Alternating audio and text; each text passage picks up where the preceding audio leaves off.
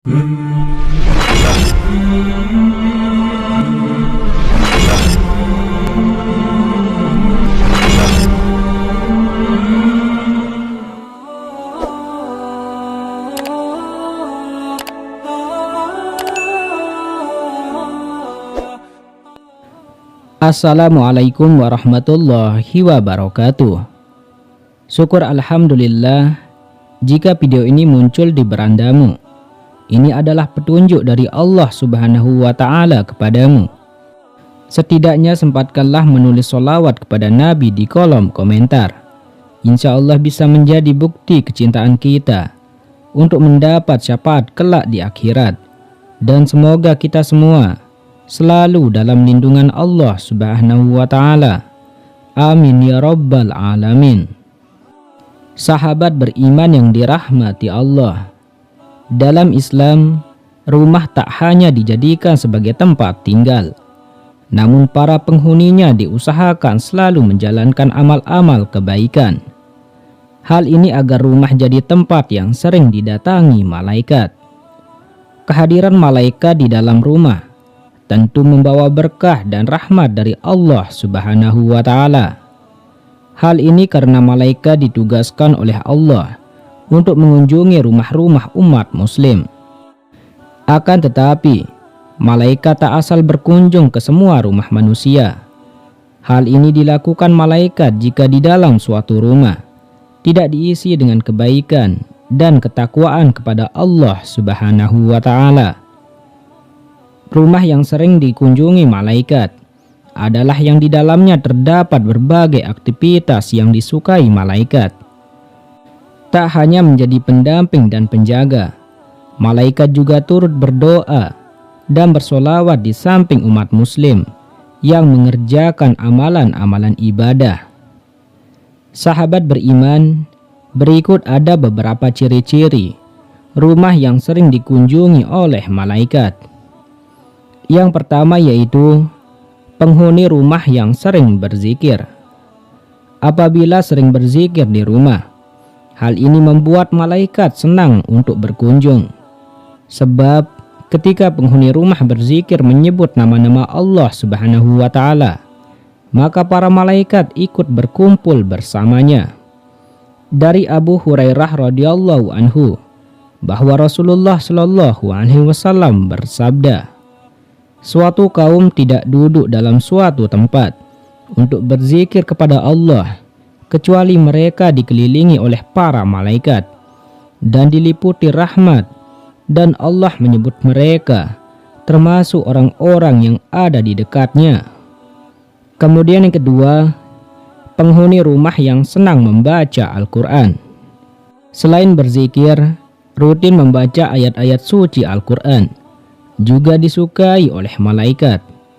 Hal ini membuat malaikat sering berkunjung ke rumah-rumah umat muslim tersebut.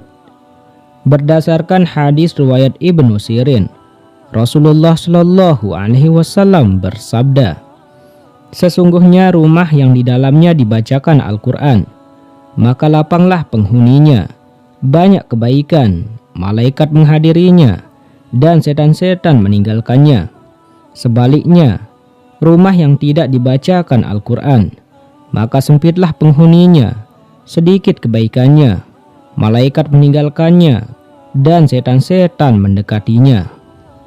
Sebaliknya, suasana rumah akan menjadi kelam dan dijauhkan dari rahmat Allah Subhanahu wa Ta'ala apabila para penghuninya jarang membaca Al-Quran. Nabi Muhammad SAW bersabda, sesungguhnya orang yang di rongganya tidak terdapat sedikit pun Al-Quran adalah seperti rumah yang rusak. Hadis riwayat Ahmad dan At-Tirmizi. Yang ketiga, penghuni rumah yang selalu mendirikan sholat.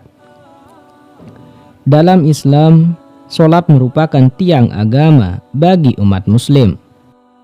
Agar rumah sering dikunjungi oleh malaikat, maka sebaiknya seluruh penghuninya wajib mendirikan sholat wajib atau sholat sunnah.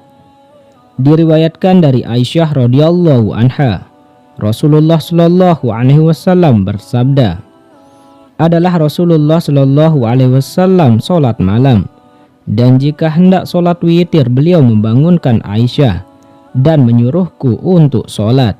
Hadis riwayat Muslim. Hendaklah di dalam rumah disediakan mihrab atau tempat sholat sebagai tempat khusus untuk mengerjakan sholat.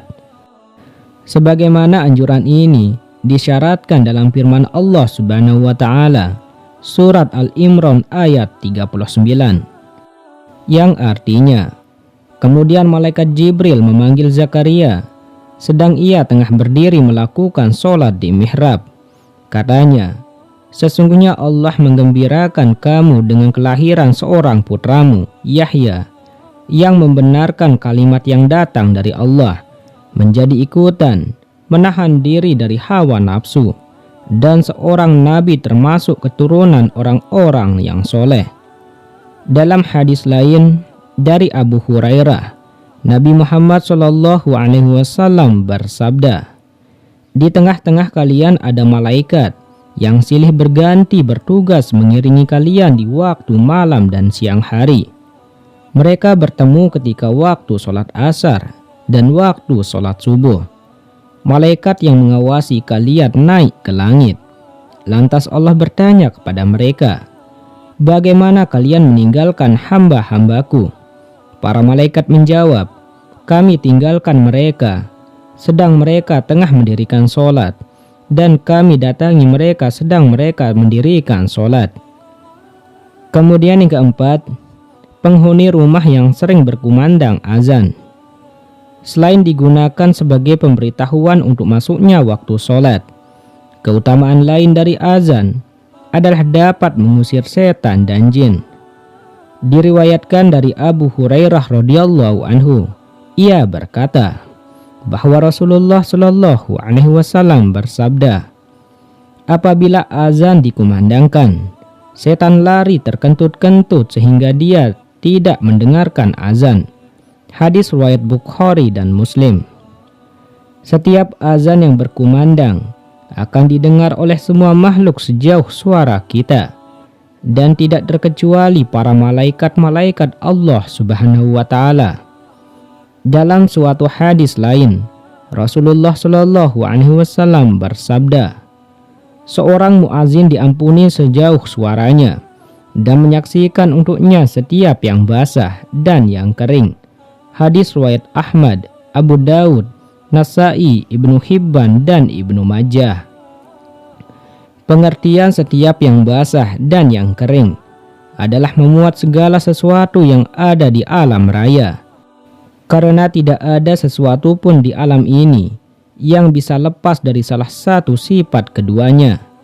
Apabila kamu sedang sendirian di rumah dan merasa khawatir akan gangguan setan yang terkutuk, maka tak ada salahnya mengumandangkan azan di dalam rumah.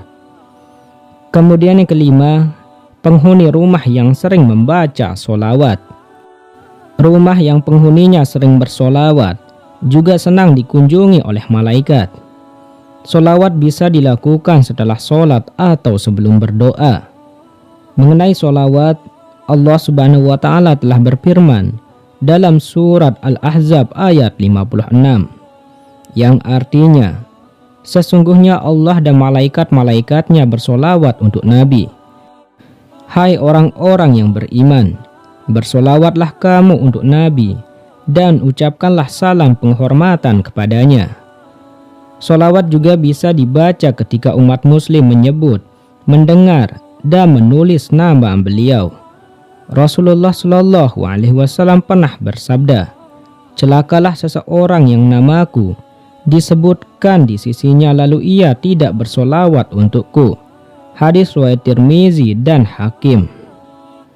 Sahabat beriman yang dirahmati Allah, itulah 5 ciri rumah yang sering dikunjungi oleh malaikat. Semoga ini bermanfaat untuk kita semua, dan semoga kita mendapatkan hal-hal kebaikan, dan semoga kita selalu dalam lindungan Allah Subhanahu wa Ta'ala. Amin ya rabbal alamin. Wassalamualaikum warahmatullahi wabarakatuh.